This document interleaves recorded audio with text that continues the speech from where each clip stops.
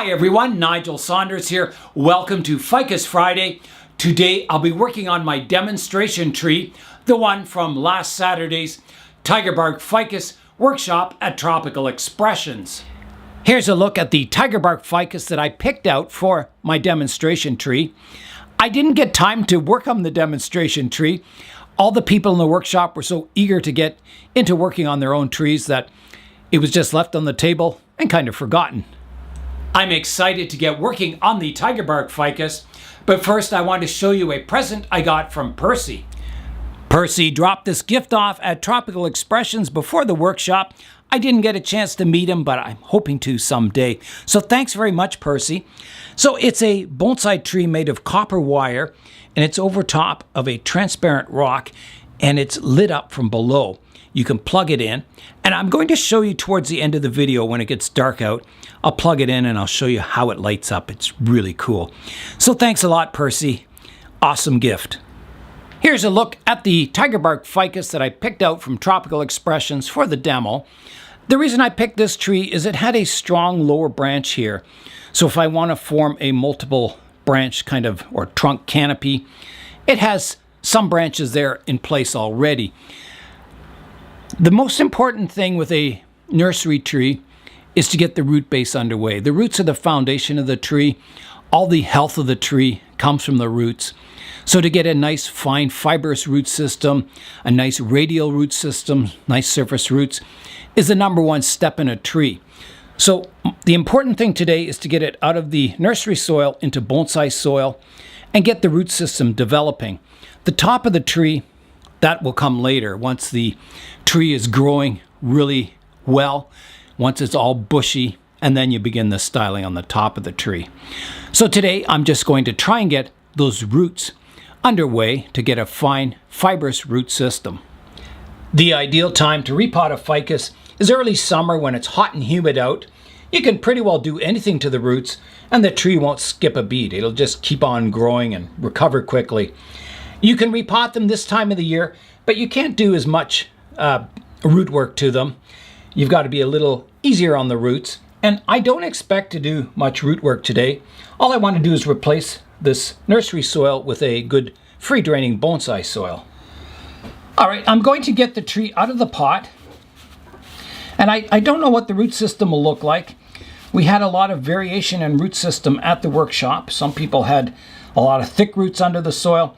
Some people just had fine roots.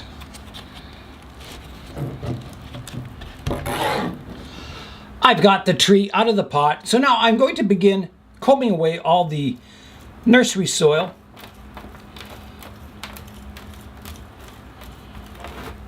This soil is quite a good soil, but it's better to use bonsai soil. It'll promote a finer and more developed root base. Bonsai soil allows more oxygen to get to the roots, and it encourages the roots to subdivide because the soil is porous. It's almost like, pebbles or stones. So I'm combing down. You can see the trunk is extending down into the soil. So with a new tree like this, you should always examine the roots before you begin the styling of the tree, because you never know how deeply the tree is planted in the soil, what your trunk and root system is like in the soil. So you've got to know what you're working with before you begin the work on your tree. I'm being very careful not to break these fine roots.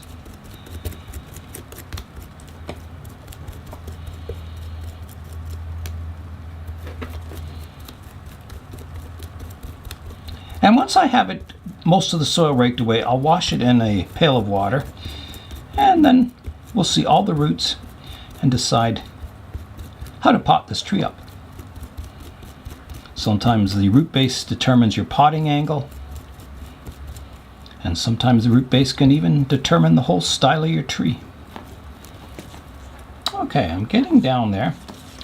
So you can see this tree was originally a cutting.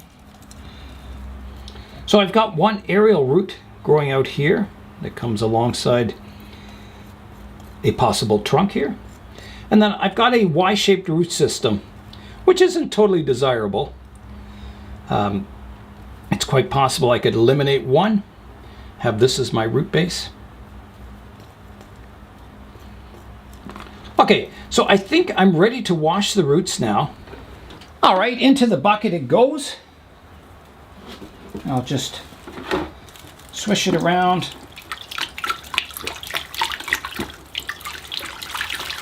That should be good. So now the roots are clean. Here's a look at my root system. So the trunk kind of bends down in an S shape.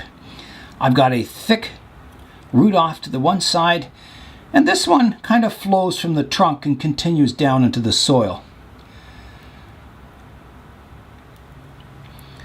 So my initial feeling is I should cut off this root and generate my root system from way back here. That way I get a bit more of movement in the trunk here, continuing that S shape, and this one's too thick to have off here. So I think that's what I'll do. I'll remove this part of the root system and develop my root base off of this S shape continuation of the trunk. All right, I said I expected to not be taking much of the root system off, and here I am cutting off maybe a third of the roots. So here I go. I got Tom's ratcheting pruners from Ironwood Tools. I think this will be a good tool for the job. I'm going for kind of a flush cut here, and then I'll hollow it out a bit. So here I go. There's 1 click, 2 click, 3 click, 4, and it's off. Beautiful cut. Look at that. That's amazing that you can cut through something that thick with that much ease. So those are from Ironwood Tools. So here's my cut now, and I'm going to do a little hollowing. I'm working away on that wound, just hollowing it out a bit, making it a little concave, so when it calluses over, it'll heal nice and flush with the rest of the trunk. And hopefully someday you won't even notice something was cut off there. Now it's more than likely it'll grow aerial roots from this point too.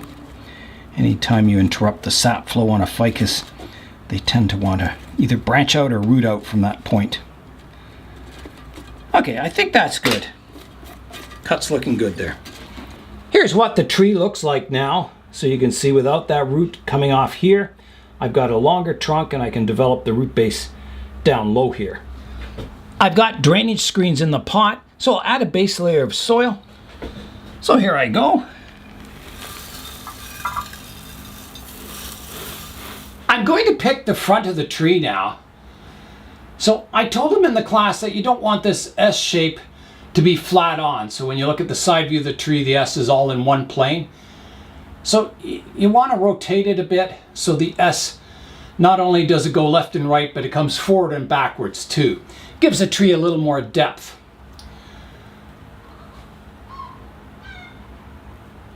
So this is the thick trunk line, so I don't want that behind and the skinny one up front. So I pretty well got to go with this view or something like that. Now I think this is the best view. Yes, I think so. So I think a front view of somewhere about there will look best. So I'll get the tree planted. I'm going to plant it quite deeply in the pot. It'll help hold it upright, the soil around it. And I'll arrange the roots the best I can. I'm not going to do any root pruning. I'm going to try and keep all the roots I have. And then on the next repotting, once it's full of roots in the pot, I can do a more selective root pruning. Here's a look at the tree in the pot. So I'm just trying to arrange the roots the best I can.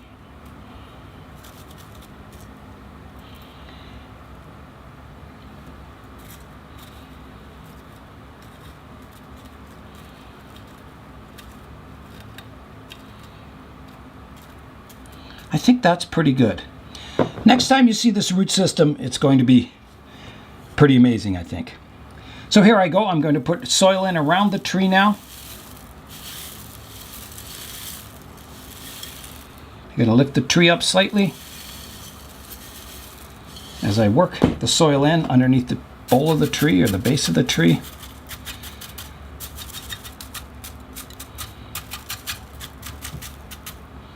I think that's good. Keep adding more soil.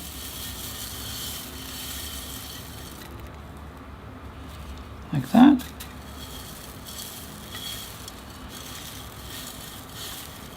And I've just kind of placed the tree in the middle of the pot for now.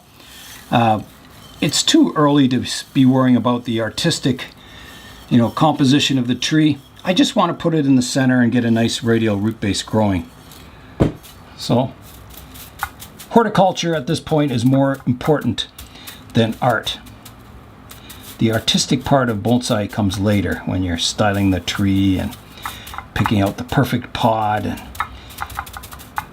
all that kind of good stuff. Okay, so the tree is planted. It's fairly firm in the pot. I'll give it a watering. Before I add the water, you'll notice that I've got the apex of the tree over top of the base of the tree. So the tree's balanced. It's not leaning off to one side, front or back, or side to side. It's a very balanced looking tree. Makes the tree look peaceful and calm. Here I go with the water. So you can see I've exposed another 50 millimeters of trunk there, or maybe 1.5 inches.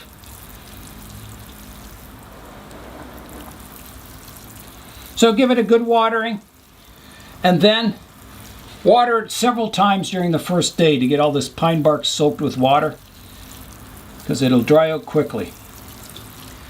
Here's a look at the tree now. You'll notice a lot of these S-bend shaped trees, they're very curvy, and then they get to a certain point and then they grow straight. It's nice to keep those curves continuing. So on this tree, eventually, I'll probably cut off the top of the tree, and this will be the continuation of the trunk line, maybe even dividing into multiple, upright trunks at this point, or branches. So that will be coming, but I can't do that now until the tree's fully recovered from repotting, till it's really bushy and vigorous, and then you go in and do the styling. I think you'll see this tree growing a lot of aerial roots. I'll keep it in the greenhouse here for the summer, keep it misted, and I'll probably get a lot of aerial roots dropping. So this S-shaped trunk will probably be covered in aerial roots someday. So the shape of the trunk may not even matter in the future. It may just look like a giant banyan tree. We'll see. We'll see how it develops. There is a few dead branches on the tree that I can prune off. That commonly happens in a greenhouse. All the trees are placed close together, so the only light they get is from above. So you'll get some of these lower branches will become less vigorous, and you'll get all the vigor on the top of the tree. Kind of the opposite of what you want in bonsai. So we can prune off some of these dead lower branches, and then with the light getting to all parts of the tree now, some of these lower branches will gain vigor and gain strength, and the whole tree, I think, will grow really well. A lot of these branches up top probably died during shipping. A lot of these plants have to be shipped bare rooted, and it may or may not take a long time to get from wherever they're grown over to North America here. So you never know what you get when you're importing trees. So this whole upper part here is dead. But you can see, once they get in soil and the greenhouse, there's a lot of new green shoots coming on the tree now. So it's definitely, recovering from that shipping.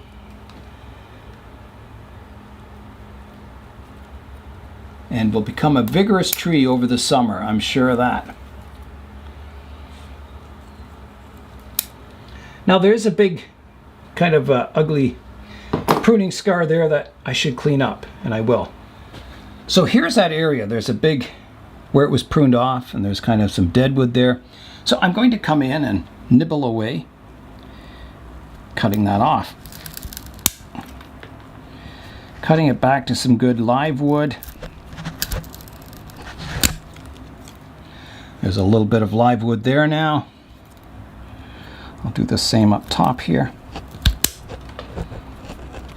And this will help this point heal over too.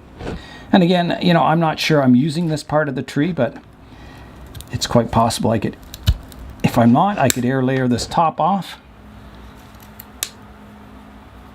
Yeah, so that's all been taken back to live wood now.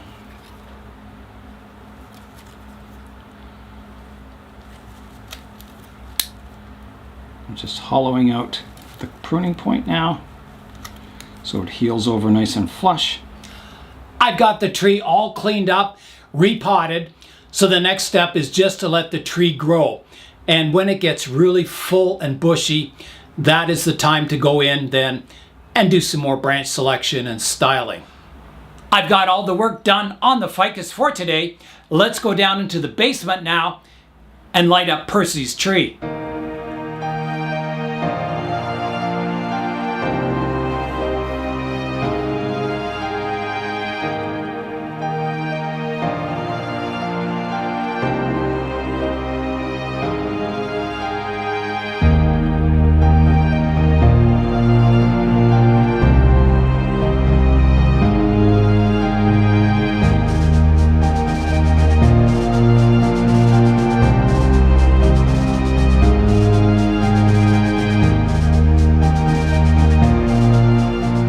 I was showing some updates of some of the newly repotted trees, and I forgot to show you the Nightshade vine, so I'll get that out and you can have a look at it.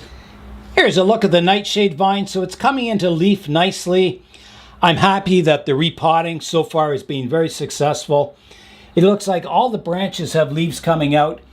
Even the back one here has a little bud coming out on it now. So all the branches survived the winter, and I've just got to let it grow now. Here's a close-up of it. I can probably remove these rocks soon once the tree gets a little more established.